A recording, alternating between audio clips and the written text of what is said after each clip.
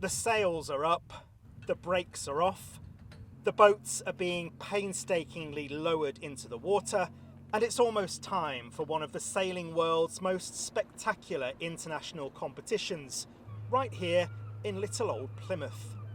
Over the next 3 days, 10 teams will race these high-performance carbon fibre boats around the Sound, reaching speeds of up to 60 miles per hour. If you thought sailing was a gentle, friendly sport, it's time to think again. SailGP is a really exciting new global sailing platform. We're racing in these F50 catamarans behind me, which are really, really cool boats. They lift up out of the water on foils. I used to come training here many, many years ago as a youngster, but I've never actually raced on Plymouth Sound.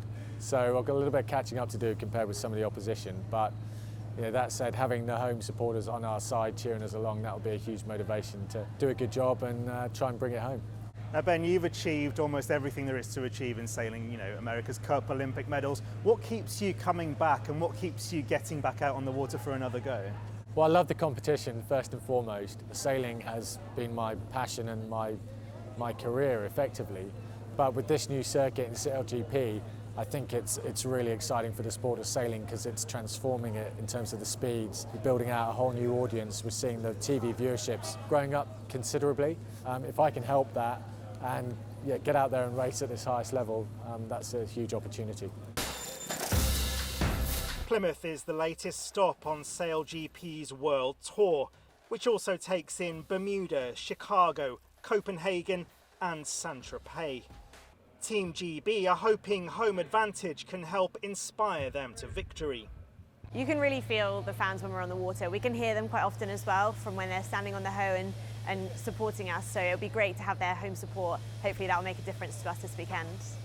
Last summer, despite COVID restrictions still being in place, SailGP brought an extra £7 million to Plymouth's economy.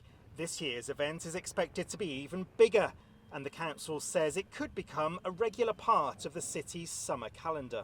We're hoping to start the negotiations as soon as the racing finishes and what have you, to see what we can negotiate. I am hoping for a longer term commitment from the city and also from SailGP team. I think the will is there from both sides, so it just depends on the costs and everything else.